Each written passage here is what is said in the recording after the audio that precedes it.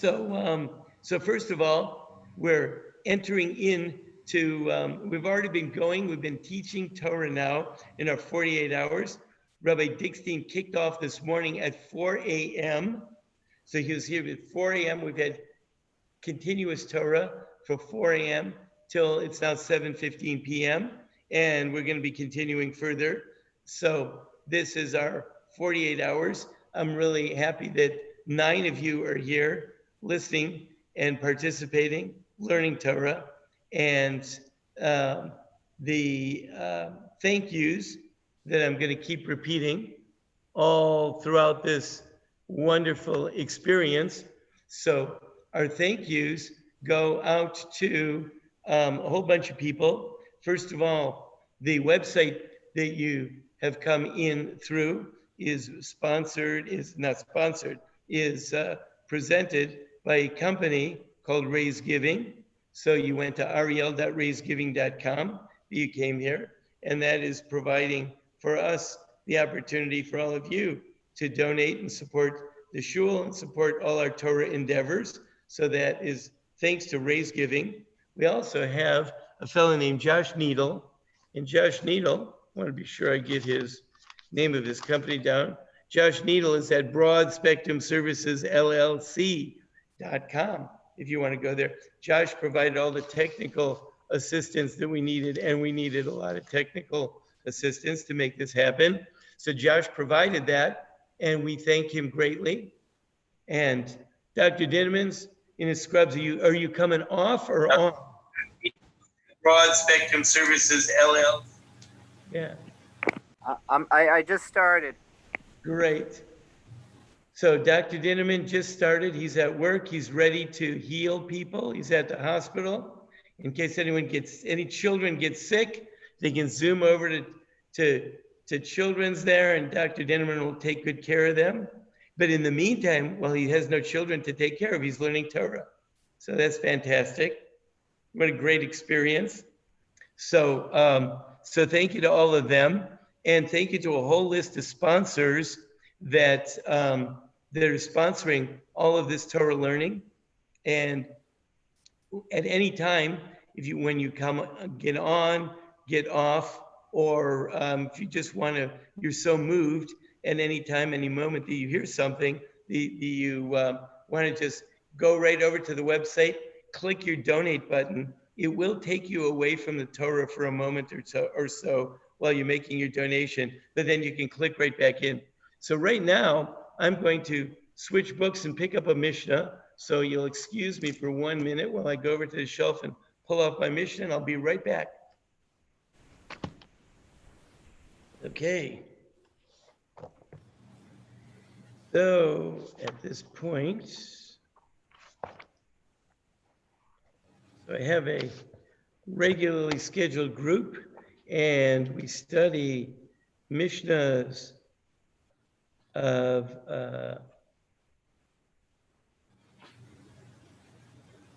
Mishnah.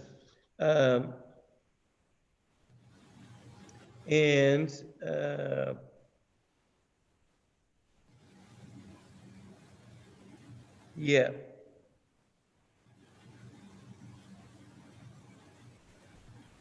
And we are in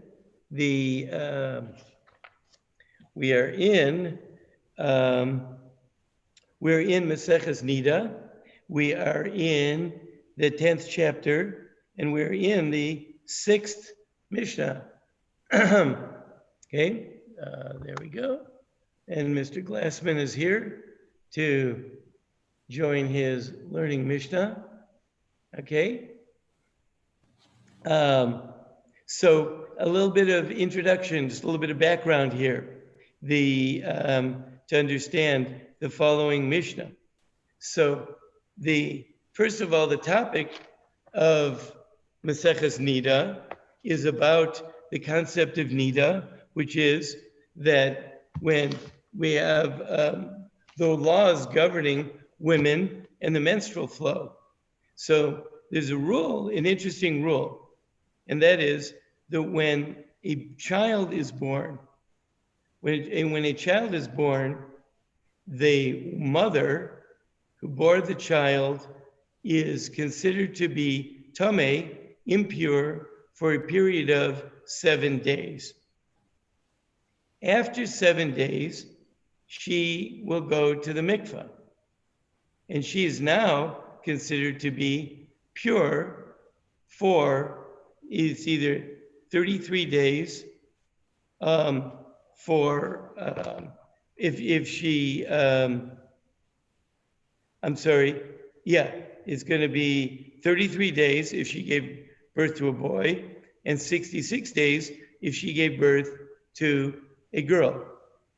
Now, what that means is, generally, during the period that a woman is nida, husband and wife are forbidden to have any contact with each other during that period of time. Interestingly enough, and this is all the law the way it was according to the Torah, things got modified and have changed, so this is not the halacha as it's practiced now, but in the Torah, the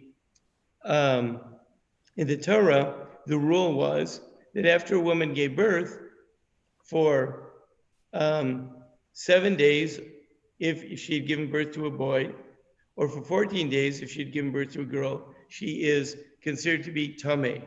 So tameh means really two things. One of those things is that the husband and wife may not have any contact with each other, and also that she may not go to the Beis HaMikdash.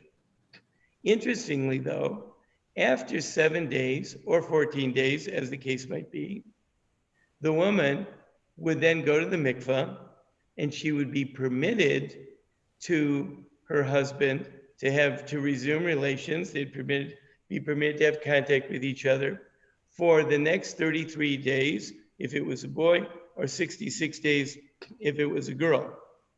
And that would mean even if she sees bleeding during that subsequent 33 or 66 days, very unusual, we will say it doesn't matter.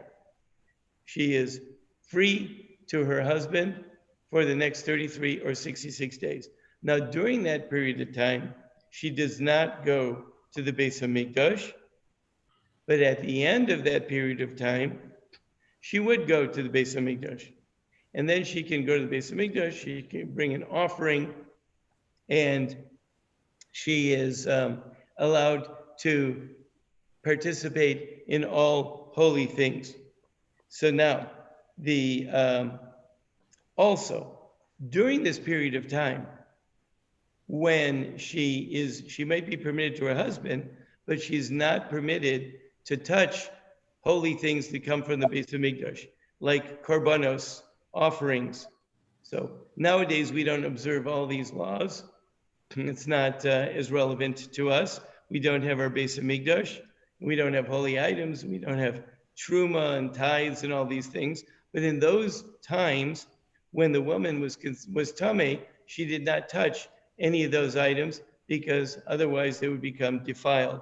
Those are the laws of tuma and tahara, ritual purity and impurity.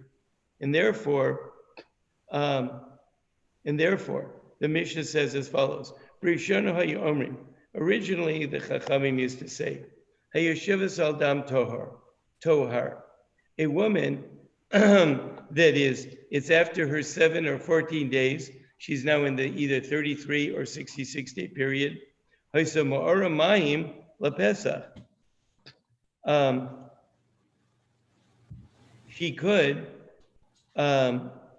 could pour the water when they brought home the meat from the Korban Pesach.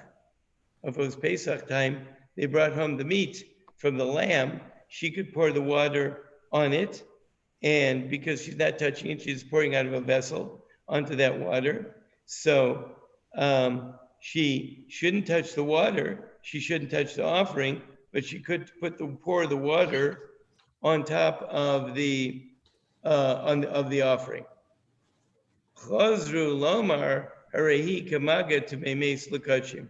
But then the rabbis had another concern, and they treated her as though she is a higher grade of tameh, because they had different concerns, and when it comes to kodshim, when it comes to holy items, they upgraded it. Kedivri Beisilo, Beishamei Amrim, that they treated her as though she was on the level as though she had someone who had touched someone who had touched a dead body. Beishamei Amrim Avkitmei Meis. Beishamei said they upgraded it even more. So after that, they did not allow her to pour the water onto the Korban Pesach. Okay, so with that, I'm going to stop. That's our study of the Mishnah this morning. That was Perek 10, Mishnah 6. And at this point, I am going to get ready to daven. We're going to take a half-hour davening break, but we're going to be saying Torah also, because we're going to be reciting all kinds of beautiful prayers. And we're going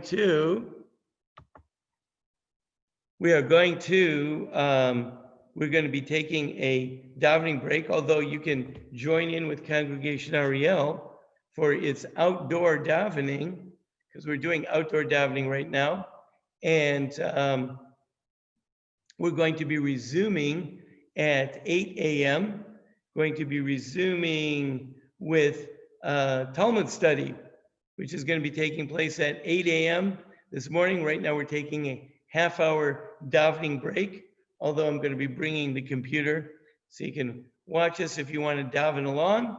That's going to be taking place right now. I encourage you again, as you're on your way in or out, to stop by our website. You can make a contribution, forward this to other people.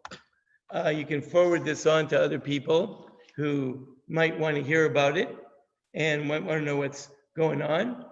As I said, for those of you that just came in, we're going to be taking a davening break from 7:30 to 8 a.m. because even though you teach in Torah, the rule is that even a person who learns Torah all the time has to stop to daven. You have to stop to say the Shema. So if I was a person who does nothing but learn Torah all day and all night, other than taking care of my essential bodily needs, then I would be allowed to just interrupt, say the Shema, and resume teaching Torah. However, I am not one of those people. And since I'm not one of those people, I have to daven. I have to say the Torah. I have to daven Shachris. So for all those of you that just joined, right now we're taking a davening break. We're going to be davening Shachris between 7:30 and 8 a.m. And at 8 a.m., this live stream is going to be picking up with Talmud study at 8 a.m. We're going to be studying at 8 a.m., by the way, the fascinating topic of inheritances and the daughters of Tzalafchad. We got a great class on for all of you that want to attend that. And that's going to be taking place at 8. But right now at 7:30, it's time for Shachris. So I'm going to be putting on my Tallis and Tefillin, and I'm going to be taking this computer outside with me to see what it looks like when Congregation Ariel davens outside, because we're not yet, although I'm in, but we haven't brought the minyan in. We're hoping to do that for Shavuos, but we're still in outside minyan mode. So I'm on to davening, and you're invited to come along and join us. Yasher koach, Rabbi. Hey, got you.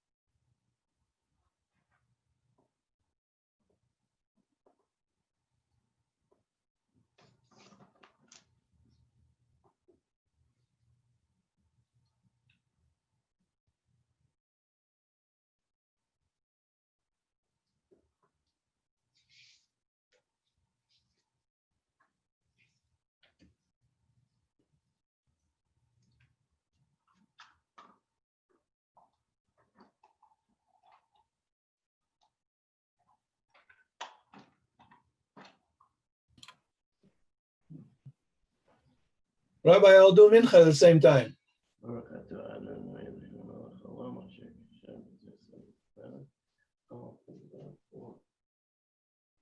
Amen.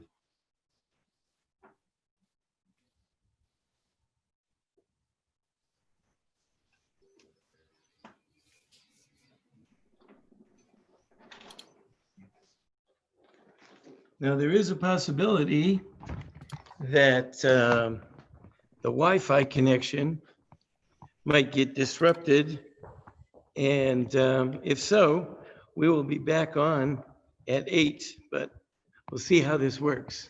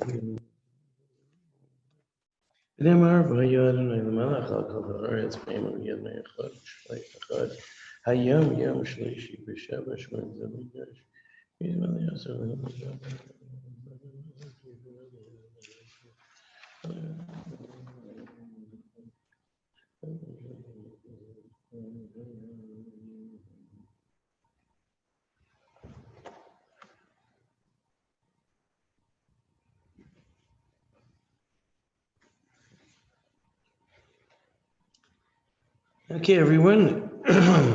As promised, back at 8 a.m. 8:02, sorry.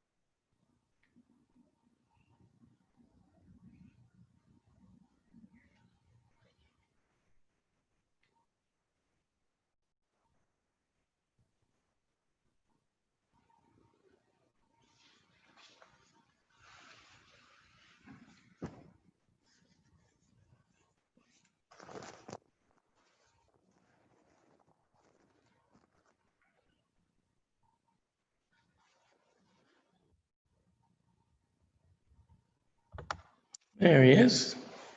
Welcome, Mitch.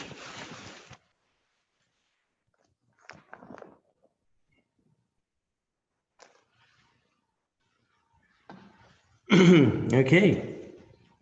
So, here we are. Good morning.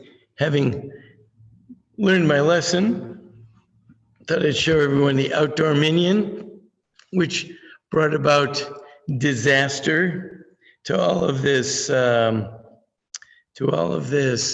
technology that we have prepared here to make all this happen. So I'm not going to try that again. But anyway, in the back of the parking lot here at Ariel, we had our Shacharis Minyan going on. And I was going to show everyone that. Well, I participated in that. And what happened was that disrupted, since it went off the Wi-Fi and disrupted our whole connection, but we got ourselves back together again. And especially thanks to thanks to the technical assistance of Josh Needle. So I'm going to get our 8 o'clock hour, 8 a.m. hour started, which is the Talmud Bava Basra hour. So I'm going to get our hour started with with some thank yous. So I guess first, right off the bat, I'm going to be thanking Josh Needle, who's at BroadSpectrumServicesLLC.com, because Josh just got us back on and got us set up again and everything like that. I don't know what we would have done without him. It would have been an early disaster, but thank God we're back on. So that's number one.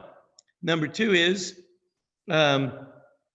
we want to thank the people at Raise Giving, the website that is supporting this whole event. We got started last night with a wonderful class. We had a wonderful class last night by Rabbi Minkowitz, and it was great way to get us all started. Rabbi Dickstein, followed by Rabbi Vachrat last night, who gave shir in Hebrew, and it was also wonderful experience. This morning, Rabbi Dickstein started at 4 a.m.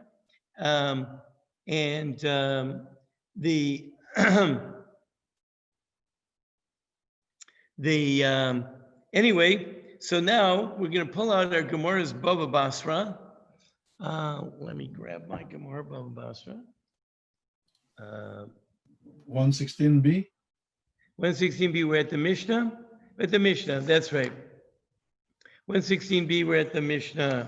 Very good. Okay, so here's a story. The daughters of Tzalafchad. That's what we're going to be learning about right now.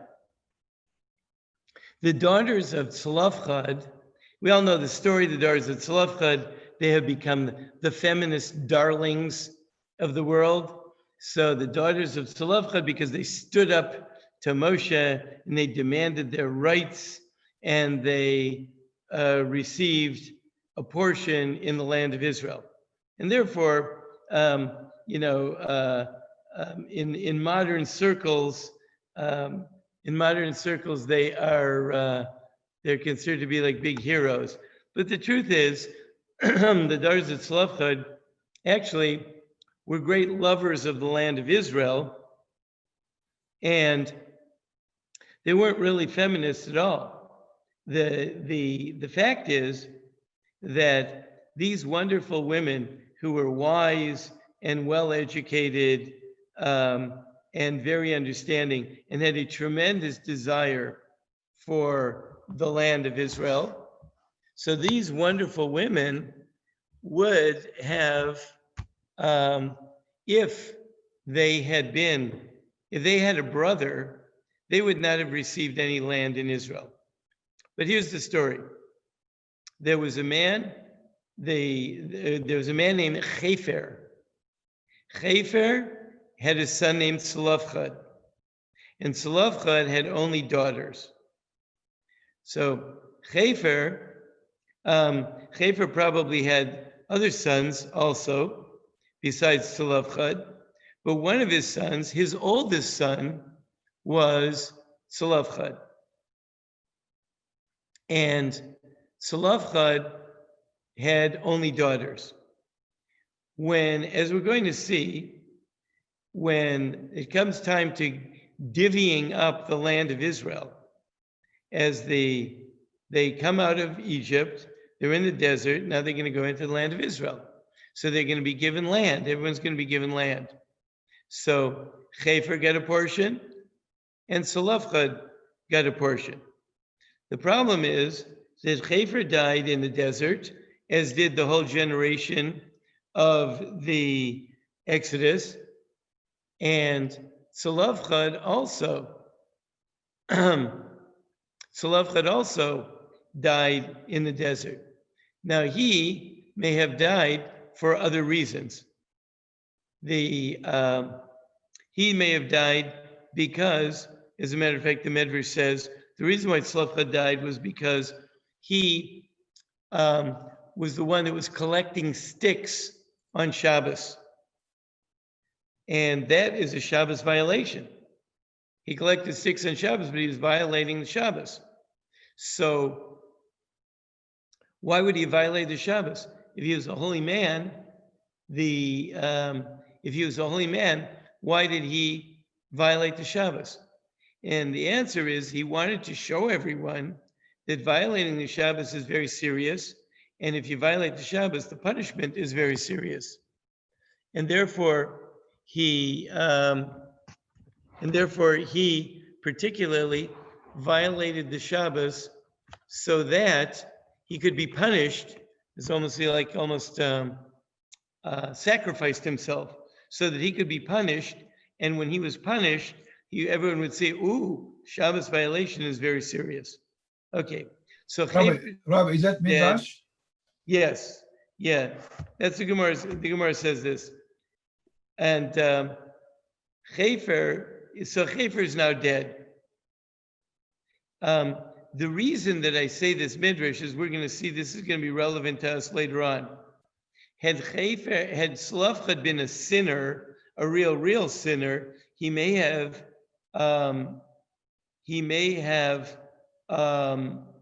foregone his portion in the land of Israel. In other words, it may have been taken away from him due to his sins, but Tzlofchad was not a sinner, and therefore he deserved his portion in Israel.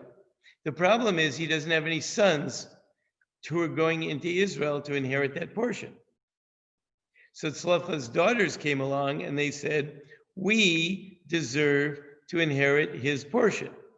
Okay, so now the Mishnah that we're going to pick up with is on the bottom of Kuf Tes Zayin Amud Beis. And I need to set my phone to record this because there are people that are going to be listening to this recording. So we're in Maseches Bava Basra. We're going to start with the Mishnah on the bottom of Kuf Tes Zayin Amud Beis. So we did learn this Mishnah somewhat yesterday, and we're going to learn some more of it today. So the Mishnah says, Benos Tzlofchad, the daughters of Tzlofchad, Natlu Gimel Chalakim Benachala. They actually took 3 portions of Israel. Not just one portion that they claimed, that it sounds like they claimed, but they actually took 3 portions. How is that? First of all, they took Chelek Avihen Shahaya Im Yotzei Mitzrayim. They took the portion of their father that would have been coming to their father because he left Egypt and he deserved a portion in the land of Israel. All the people who left Egypt got portions in the land of Israel. So Tzlofchad had a portion coming. Tzlofchad was dead. They stepped up and they got the portion that would have gone to their father Tzlofchad. That's one portion. The Chelko im achi benichsei Chefer. Now, Tzlofchad's father, Chefer, also was due a portion in the land of Israel. And Chefer and all of his brothers, Tzlofchad and all of his brothers divvied up Chefer's portion. Since Tzlofchad was dead, the portion that was going to go to Tzlofchad went on to his daughters. So they got the portion that Tzlofchad would have gotten. But on top of that, V'shahaya Bechor noto shnei chalakim. That Tzlofchad was a firstborn. And firstborn take a double portion. Okay, I'm going to ask all of you to hold on just a second because I need to get my morning tea. And that way I can continue. So hold on, I'll be right back. Well, I thank you all for waiting. You know, if this was a really top flight production, then I would have my Mitchell Kopelman. Wow, so happy to have Mitchell Kopelman joining us this morning. That's really cool. And there's Neil. Good morning. Some other people. We got people coming to us from hospitals. We've got Beersheba, Israel, is right here this morning. We've got Scottish Rite Hospitals here this morning. We got some houses right here in Dunwoody. It's great. Thank God. Good to have everybody. So, we're learning a Mishnah. Oh, actually, we're going to learn some Gemara. It's a fascinating discussion. The daughters of Tzlafchad. The daughters of Tzlafchad, they had a father, Tzlafchad. He died in the desert. He came out of Egypt, and he died in the desert.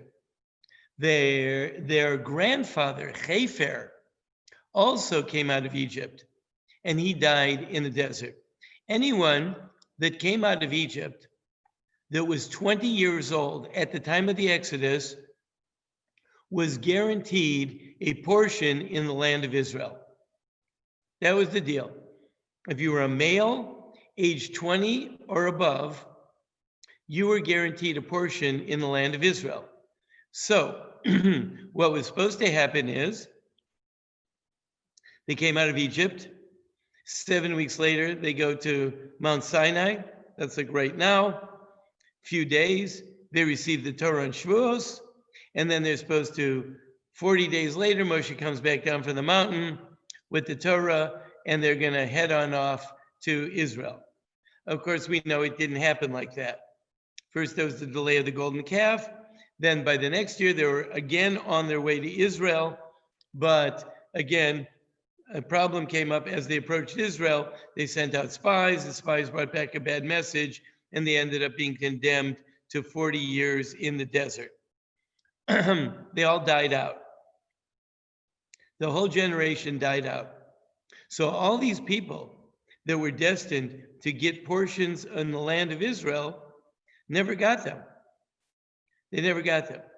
So they all died out. At least, of course, you put it this way. All the people, all the men that were between the ages of 20 and 60 never got their portions. So who did their portions go to? Their portions went to their children. Their children inherited the portions that were supposed to be coming to them. This is in the land of Israel. So when they divvied up the land, they divvied it up amongst all those people that were supposed to get their portions. And those that were supposed to get their portions who had died subsequently, those portions were passed on to their children. So now we've got Chefer and his son Tzlafchad, both of whom were supposed to get portions. And they're both dead. Tzlafchad has a bunch of brothers. Tzlafchad also only had daughters. The rule in the Torah is that if a man dies, his inheritance, his estate goes over to his son. If he has no sons, it goes to the daughters. If he does have sons, it does not go to the daughters. If he has one son, that son inherits the whole thing. If he has a number of sons, they divide it up. If he has no sons, it goes to the daughters. Now, when it goes to the daughters, and this is the rule in general, when it comes to inheritance, the children step up to replace their parents. So, for example, when Chefer dies, his sons inherit him. So Tzlafchad and his brothers will inherit Chefer. If Tzlafchad is dead, Tzlafchad's children will step up and hold his place in the inheritance, and they will inherit together with their uncles. So if he has sons, then his sons would do it. If he doesn't have sons, then his daughters will take his place. So now to add it to one more interesting rule having to do with inheritance in Judaism, the firstborn son takes a double portion. Firstborn son always gets a double portion. So let's say there are two sons. If there are two sons, you divide the estate into three portions. The firstborn son will get 2/3, and the second will get 1/3. Okay? So that's what you always do. You divide it into portions, one more than the number of children. And so if there are 10 sons, you divide it into 11 portions. The firstborn son will get 2 of them, and everyone else will get 1. Okay, so now the Mishnah says that the daughters of Tzlofchad actually ended up getting 3 portions. They got 3 portions in the land of Israel. One portion was the one that was coming to their father Tzlofchad, who had died. They inherited that. They divided that equally. The daughters divided it equally. The next portion was Tzlofchad's share of his father Chefer's portion in Israel. And since Tzlofchad was the eldest son of Chefer, Tzlofchad got a double portion of Chefer. And the double portion of Chefer, so went to his daughters. So his daughters actually got 3 portions in Israel. They got Chefer's double, the 2 portions that would come from Chefer, that would have come to their father Tzlofchad, that passed on to them. And they got a portion, the portion that was going to their father Tzlofchad. Now the Rashbam points out that in truth, they actually got 4 portions in the land of Israel, because Tzlofchad had a brother. Tzlofchad had a brother who died without any children. And when a person dies, the estate goes to his son. If he has no sons, it goes to the daughter or daughters. If there are no daughters, it would go to his father. If there is no living father, it will go to his brother. So Tzlofchad had a brother, and that brother had no sons or daughters, and the brother had no father. So it bounces up to the father and then down to all of that brother's brothers, Tzlofchad being one of them. Since Tzlofchad's daughters were there to represent him, they took Tzlofchad's portion in his brother. So the girls actually got 4 portions in the land of Israel. They got their father's portion. They got the 2 portions that their father would have gotten in the grandfather. And they also got a piece of their uncle's land in Israel. The Rashbam says, yeah, Lev. Rabbi, of course, if am I correct that the daughters, as all the generation, will die in the desert? So they are worried about descendants, for their children, not for themselves. They will never made it to Israel. The daughters. No, you're not correct. The women didn't die in the desert. Only the men. Went. The men between 20 and 60 died. Old men didn't die. You know, it's interesting, when they came into Israel, there was probably a lot of old men there, because a guy that was 60 when he left Egypt or more would now be 100 or more when they came into Israel. No, but the man from 20 up will die in the desert. 20 to 60. To 60, not over 60. So before 20 and after 60, 100 plus made it to Israel. Right, right. So you had women of all ages, including very old women. So if you had a lady who was 80 years old when they left Egypt, she didn't die in the desert. So by the time they got to Israel, she was 120.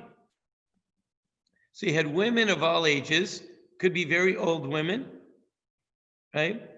Could have been women are old. They might have been, over 100, 120, 30, 40, I was just looking up to understand the lineage here in Pinchas. When we talk about Shalofat daughters, the census is commanded to be taken from 20 age and up. Doesn't say 20 to 60. Elsewhere, it's 20 to 60. Huh? Where the In census? in Pinchas, the command is given from 20 years of age and up, as Hashem commanded Moshe and the children who were coming out of the land of Egypt, from 20 and up. Yeah, but it was, That's in Pinchas, but there was a more census than that. Maybe it's different census. yeah, so that's in Pinchas, but it says, I think it says Kol Yotzei Tzava, all that goes out to the army, and that's 20 to 60. Must be in another census. Where is the pasuk in Pinchas? What pasuk is that? Pinchas 26:4.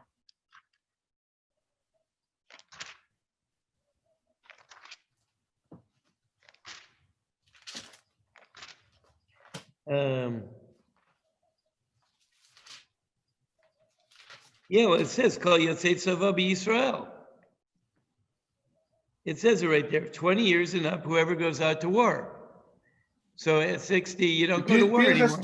Pinchas 26:4. Pinchas 26:2.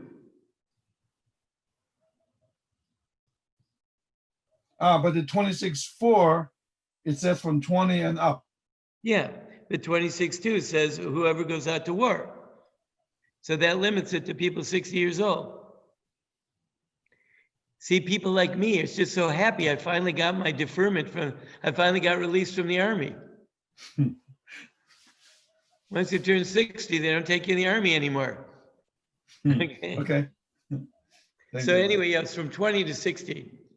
Those were also, when the verse says, La'ela, to these, we're going to see this coming up in the Gemara very soon. It says, La'ela techalek aretz, to these you shall divide the land.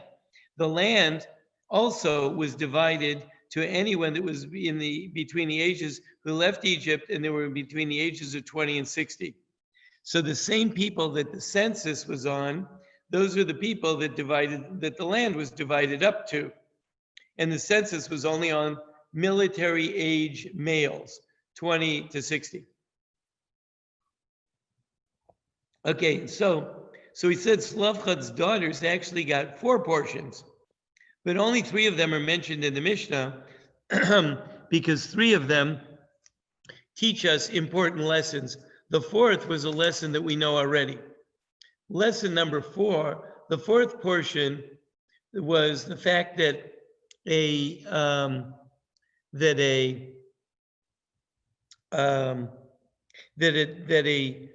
child could inherit their uncle's portion in place of their father, which means that if a man dies and he has no children, so the inheritance would go to his father. If he has no father, it goes to his brothers. If one of the brothers is dead, the brother's children will step into the brother's place to take that portion that was coming to the brother. But that's a rule that we know of already in the Torah that we've already established in the Gemara. So therefore, we don't need to mention that again in our Mishnah. So that 4th portion that was coming to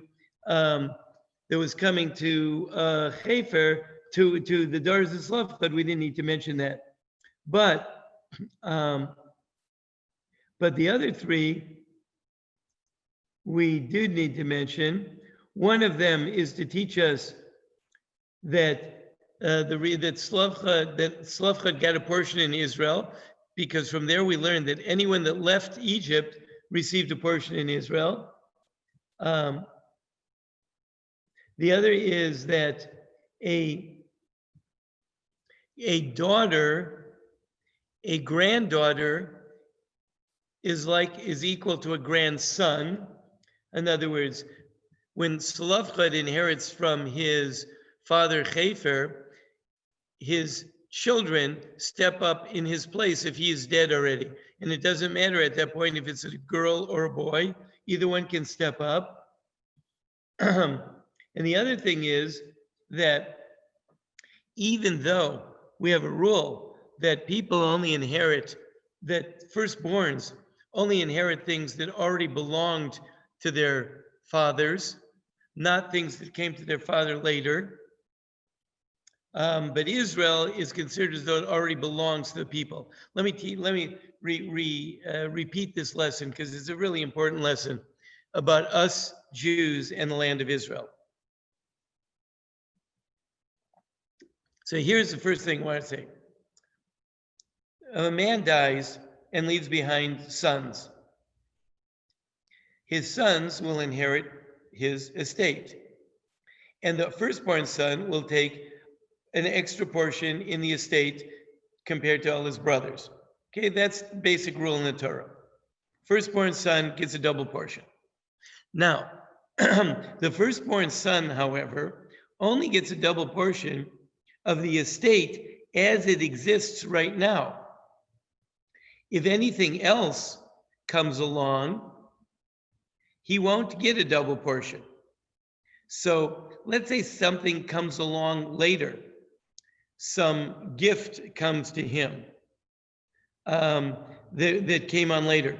Let's say his father died, and in the mail the next day they receive a check that says from Donald Trump. They get their check for their whatever it's called, their government support check or whatever it is. And we got it here in Israel, Rabbi. What's that? Check came to Israel. It came to Israel even. Beautiful. Yeah. It was Beautiful. deposited yesterday. Okay. And the check says from Donald Trump on it. Yeah. Anyway, so they receive the check. So of course they're supposed to send it back. Let's say they don't. Okay, so that check, they would not divide the firstborn would not get a double portion in that check. The firstborn would not get a double portion. The firstborn only gets a double portion of the estate as it was at the time that the father died. But any new assets that accrued to the estate after the father died, the brothers all divide up equally. Okay, so now you could ask the question, how come Slavchad got a double portion of his father Chefer? Because Israel wasn't there yet. They had not yet inherited Israel. It was still there to come. And the answer to that is that Israel is already the property of all the Jewish people. Israel, before they ever went into the land, they already owned it. Chefer, the minute he left Egypt, he owned a piece of the land of Israel, and it's like he had it, and it was part of his estate. It was not something that came to him later.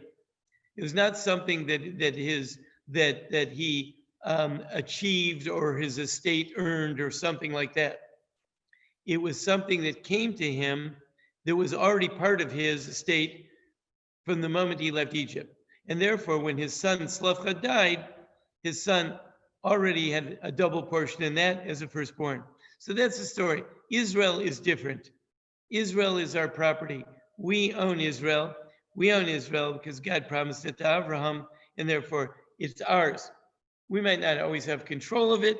We might have to deal with other people who contend over it. But the bottom line is it's ours. Okay. So that one wasn't mentioned. Okay. The fourth one wasn't mentioned because that wasn't such a chiddush. It wasn't such a novel idea.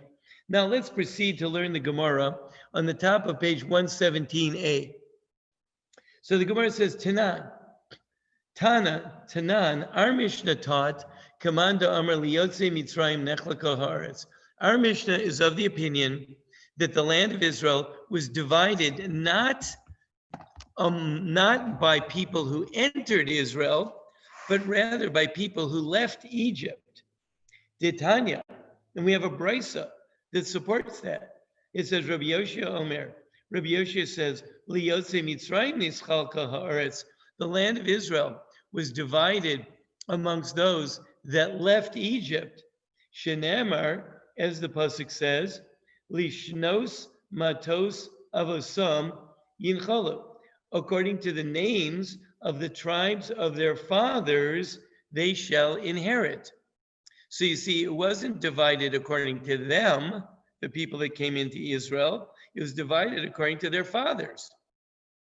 That the division, and even though the fathers are all dead now. So they did this lottery. They took all the dead men's names. They divided up the land of Israel, and they gave those portions to their heirs. They did not do a lottery, according to this opinion, amongst all the living people that were there. They did a lottery amongst all the dead people, and then divided and then awarded. They probably had a gigantic probate session. They awarded all of the portions to the appropriate heirs, each one depending who they were, what they were, and so on and so forth. Now the Gemara has a problem with that, because there's another pasuk in the Torah, and the other pasuk in the Torah says, "Elamai ani mekayim." What do I do with the following pasuk? And this pasuk is found in Bamidbar 24:53. The last pasuk we were just talking about was Bamidbar 26:55. This one's Bamidbar. I'm sorry. This is also Bamidbar 26, but going back two psukim earlier, in 53, it says, "La'ela techalek haaretz benachla." Unto these you shall divide the land of Israel. La'ela, meaning these, you give it to them. These people that are here, that you just counted up. Moshe, Lev was reading from that chapter before. You just did the census, you counted them up. These are the ones that get Israel. So was Israel divided according to the fathers or the kids who were alive then? And let me illustrate to you a huge difference, big difference that this would make. Let's say you had two fellows that left Egypt. One's name is Reuven and one's name is Shimon. So Reuven has 10 sons and Shimon has 2 sons. If the land is divided according to Reuven and Shimon, let's say they had 10 sons while they're living in the desert, and all these, and then Shimon has 2 sons are living in the desert. So they now have kids who are all in their 30s, 20s and 30s. Reuven has 10 kids, and Shimon has 2 kids. If you divide the land according to the people that left Egypt, Reuven gets 1 portion, and Shimon will get 1 portion. Reuven's portion will have to be divided amongst 10 children. Shimon's portion will only be divided amongst 2 children. Reuven and Shimon will get the same size portions, but one's going to have to divvy it up amongst his 10 kids and the other amongst his 2 kids. Whereas if you would give out the land of Israel according to the ones that enter into the land, so you would be, each of those kids would step up and they would each be getting an equal portion. So in the first scenario, Shimon's kids each got 2 substantial sized portions, or each got a half of a portion of Israel, and Reuven's kids each got a 10th of a portion of Israel. If you divided the land of Israel, distributed the land of Israel according to the kids that get in, then they would each get an equal portion. So it makes a big difference which method you use. So our Gemara says that you use them. We're starting off, we're saying our Mishnah says that it's divided according to the parents. So it says, but what do you do with the verse that says unto these, meaning to these that you just counted? These are the ones that get the land of Israel. So he says, Ka'ela lahotzi esat tefillin. So he said, no, what it meant is to these, meaning they have to be like these, only 20 years or older. Just like the ones that we counted right now, were only 20 years and above. so too the ones that left Egypt in order to be eligible for a portion in the land of Israel had to be 20 years and older. Okay, now, so the Gemara says, that's what the Gemara says, Ka'ela lahotzi esat felim. That excludes people that are secondary to them, meaning under the age of 20. Okay, now that's one opinion. Rabbi Yonasan Omer L'boy Haaretz Nischalka Haaretz. Rabbi Yonasan disagrees. He says no. The division of the land of Israel was divided to the ones that entered the land. It was not divided amongst the parents of the land. It was divided amongst the people that entered the land. So then they ask on him, but what about that other verse that we started with? The one in Numbers 26:55, which says that you divide it according to the names of the tribes of the fathers. So he'll answer as follows. This particular inheritance, the division of the land of Israel, was different than any other inheritance that ever took place. Why?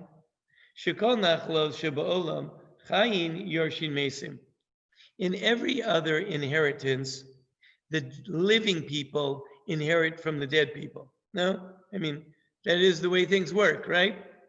When you give over inheritances, you got living people and you got dead people. And it's the living people that inherit from the dead people. However, V'kan, when they went into Egypt, Mesim Yorshim Chaim. Here you had the dead people inheriting living people. How is that? So, Amar Rabbi, Emshal L'chamashal L'ma Dover Doma. I'll explain it to you. I'll give you a parable to what this would be comparable to. Lishnei Achim Kohanim, Shohayu Be'ir Achas. Let's say he had two brothers who were Kohanim. They lived in one city. Le'echad yesh lo ben echad. One had one son. Ve'echad yesh lo shnei banim. And one had two sons. So two Kohanim, and they have three kids between them. And they went out, the two sons and the one son, they went out to the granary to collect their truma that goes to the Kohen from their portion of grain from the harvest. So the one who had one son, he went out, he got one portion, and he brought back home one portion. And the one that had two sons, he ended up getting two portions. He had his two sons came home, and they brought him home two portions. They took everything that they had, they put it back to the father. In other words, they mixed it all back into one pot, and divided it up equally amongst everyone. So this is the method that they used in Egypt. The method was that they divided the land amongst everyone. This is according to Rabbi Yonasan. Everyone that was coming into the land, they all get a portion of the land. Everyone. Each man that was between the age of 20 and 60, as they arrived in the land of Israel, got a portion of the land of Israel. Then they took their portions and they returned them all back to their ancestors, their deceased ancestors. In other words, every family group then came together, pooled all of their individual resources together, gave them back to their deceased grandfather who left Egypt, or father or grandfather who left Egypt, and then redivided according to the standard laws of inheritance. So so what happened would be that They all got their equal portions. So remember, you have Reuven and Shimon. Reuven came out of Egypt and Shimon came out of Egypt. Reuven had 10 kids and Shimon had 2 kids. So what they did was they arrived in Israel. The descendants of Reuven and Shimon numbered 12. There are 12 of them. So Reuven and Shimon, these 12 kids, each receive a portion. Then Reuven and Shimon have a common, Reuven and Shimon have a common ancestor. So all the grandchildren bounce them back up to their parents, and then they will redivide according to their grandfathers or whoever it was that came out of Egypt. And that's when you'll take it, you put it into the pot, and you'll give everything, you'll give everything back to Reuven or back to Shimon, and then they will redivide. And by doing that, you've satisfied both. It was divided according to the children who came into Israel, and it was also divided according to the ancestors. So, yeah. But isn't that still the same as a standard inheritance we've been learning? You're going back up vertically to the father and then over to the children? No different than the normal inheritance.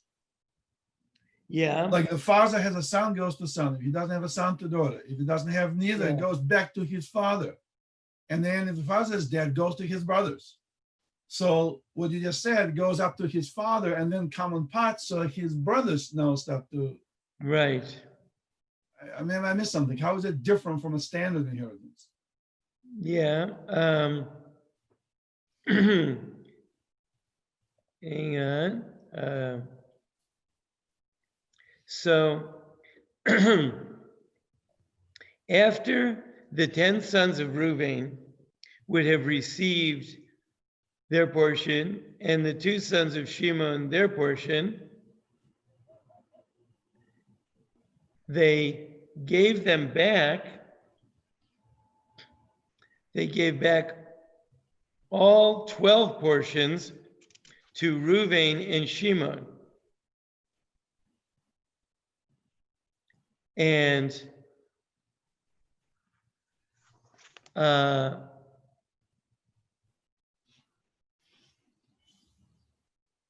yeah, so they gave 12 portions back. Or let's say, let's do it this way. Yeah, that's right. Reuven has 10 kids. Let's say Shimon has 1. They get 11 portions in the land of Israel. They all give their 11 portions back to their grandfather. Reuven takes 5.5. Shimon takes 5.5. Reuven has 10 sons. His 10 sons have to divide 5.5 portions. Shimon has 1 son, and his 1 son will get the 5.5 portions. Oh, so it is not the same. Yeah. Because they send it back to the grandfather To merge it all together. Merge it all together, and then split they into divide kids. it according to the 2 brothers, 50-50. Not 11, 2. And Right. then from 2 they go. Right. So the land is divided initially according to the number of grandchildren, and then it's re-divided. Again, it's mixed together and re-divided according to the number of grandfathers. So the 1 versus 11, 1 son gets a little bit less versus he would have gotten if it was all like say 2 halves. 11 get this half and 1 get this half. He didn't get quite half. He got like 5/8 or something. That's right. That's And right. also, Rabbi, just a quick question: is Heifer and Tzalafad? I would think they get the portion probably next to each other because they got each the portion just because they came from Egypt. So I would think they would not be like 1 in Haifa, 1 in Beersheba. They would be like together somewhere. Right. Yeah, I don't know. That I can't tell you about. So I'm not sure how that works. But Because that anyway, would be very complicated. yeah, And the reason I said it because Menashe happened to be in the east side, on Jordanian side, half a tribe. right. So can you imagine that the son ended up being there, and the father ended up in the main area in where Menashe is today would have been, which is somewhere in Ramat Gan or Right, something. So right, they live across the river. right. So yeah, Menashe got large tracts of land across the river, but that's also because there wasn't really very valuable land and it wasn't really very attractive land. But Menashe did get a portion on the other side, on the Israel side of the river also. Okay, but that gets us a little far afield. So anyway, so we're going to stop here with our study of Maseches Bava Basra. And again, I'm going to do all the thank yous and thank everyone for participating and encourage you all to donate early and donate often. I know Lev has sponsored Rabbi Lerman's class. Rabbi Lerman's class is coming up later on today, I believe. Maybe it's tomorrow. I think it's tomorrow at 2. Tomorrow at 2. Yeah. If I'm not mistaken. Right. So this morning, what our schedule is for the rest of the morning is going to be at 9 o'clock, I'm going to be learning some of the laws of Yom Tov. At 10 o'clock, we're going to be going into some deep esoterica, understanding the concepts of good and evil based on the Sefer Das Tivunos. And at 11 o'clock, I'm going to have the opportunity, the pleasure and the opportunity to introduce to the audience Rabbi Meir Cohen of Torah Day School, who's going to be kicking off an entire day of presenters, all of whom will not be me. So I'm going to be done at 11 o'clock, and I'm going to turn it over to all kinds of rabbis from all around town, rabbis and rebbitzins, because I think this afternoon at 4 p.m., I believe it is, I think this afternoon we're going to have the opportunity to hear from Moradina. So we're going to have even a woman in there today. And tomorrow, I think we're going to have Mrs. Rivka Foxbrunner is going to be teaching at 3 p.m. Rabbi. So anyway, Rabbi. thank you all. And Yasher Koyach. We're going to take just a 2-minute break. And Rabbi, I would assume in Rabbi Lerman's class, you'll be also kind of be I'll be there, right? introducing. Yeah, I'll be emceeing and introducing him. I cannot see this historic event, Nagdim and Hasidim coming together, You which should is have already happening. You should have seen last night. We had a beautiful class with Rabbi Minkowitz. Oh, it was beautiful. Helene watched it all day. I watched a little bit of that. Helene is just completely blown away. She said that you were also very emotional about it. So it was such a great event, Rabbi Minkowitz. Yeah, it was beautiful. It really was Rabbi? a beautiful thing. Rabbi. Yep. So maybe I misunderstood what you said. So it looks like it's 9 o'clock now, and you just finished with the Baba Basra. Right. And so what happens at 9? Because I see at 10, looks like you're doing the evil is temporary, good is forever. Right. So right now we're going to be doing the Kitzur Shulchan Aruch. We're going to be learning the laws. We're going to be doing some law, and the laws that we're looking at, the laws of Yom Tov, because we got Yom Tov coming up. So we're studying the laws of Yom Tov. We're going to do some of the laws of Shavuos and the laws of Yom Tov. That's going to be from 9 to 10. Then we are going to be going to good and evil. See, there's a good thing, is it? Because from 9 to 10, there's no good and evil. At 10 o'clock, we're going to have good and evil, right?